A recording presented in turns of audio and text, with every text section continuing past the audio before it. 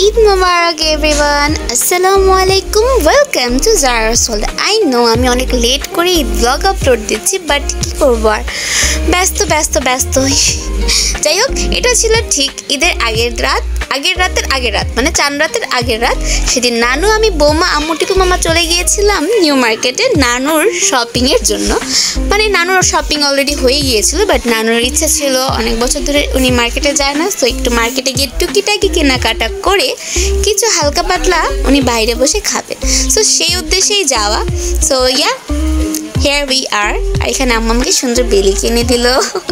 So সেই দিনের মতো কেনাকাটা করে বাসায় চলে গিয়েছিলাম। আর এত রাশ ছিল, মানে আমার লাইফের for the very first time আমি এই সময় মার্কেটে গিয়েছিলাম। আমি কখনো এত লেট মার্কেট যাই না, নানুর জন্য যাওয়া। যাই হোক, এটা ছিল ঠিক চাঁদ রাতের দিন। আমি মেহেদি পড়ছিলাম, আমার মামা ফেসিয়াল করছিল, আমার বৌমাও ফেসিয়াল করছিল, মেহেদি পড়ছিল, আর আমার নানুও বসাচ্ছিল মেহেদি পড়ার জন্য। যাই হোক, আমার মেহেদি ডান, দেখা হবে সকালে অর্থাৎ ঈদের দিন। Here is my Eid look.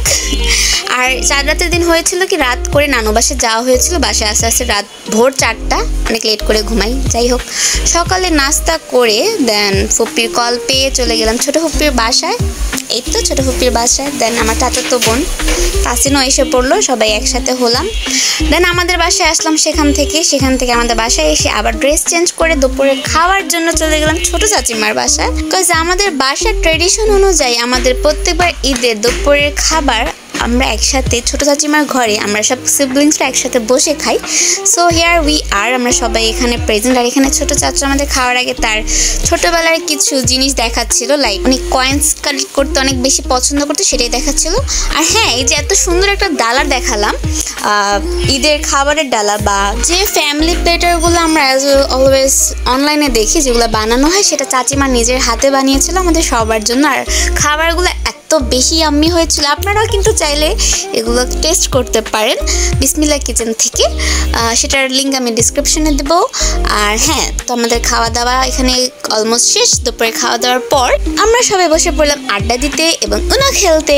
আর এখানে একটু দুষ্টামি করছিলাম সাফওয়ানের সাথে। দেন বিকালের একটু আগ মুহূর্তে আম্মুর কাছে গিয়ে আম্মুকে সালাম করে আম্মুর থেকে সালামি নিয়ে চলে গেলাম নানু বাসায়। অ্যান্ড দ্য ইন্টারেস্টিং ফ্যাক্ট ওয়াজ, এবার আমার নানুরা এবার ঢাকায় ঈদ করছিল প্রায় 10 বছর পর। সো এবার দাদু বাড়ি এবং নানু বাড়ি দুই ফ্যামিলির সাথে ঈদ পালন করতে পেরেছিলাম লাকিলি।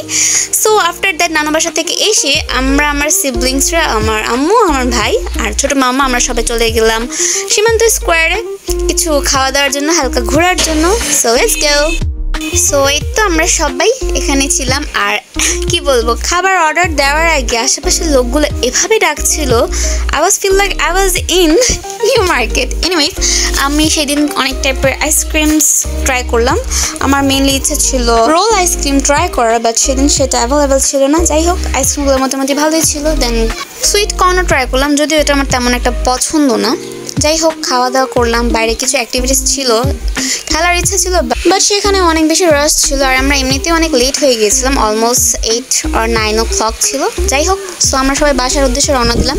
এই ছিল আমার ঈদের ছোট্ট বিউটিফুল ব্লেসফুল একটা short blog. As we know that iftars main ingredients is family, same like either Eid with family or nothing.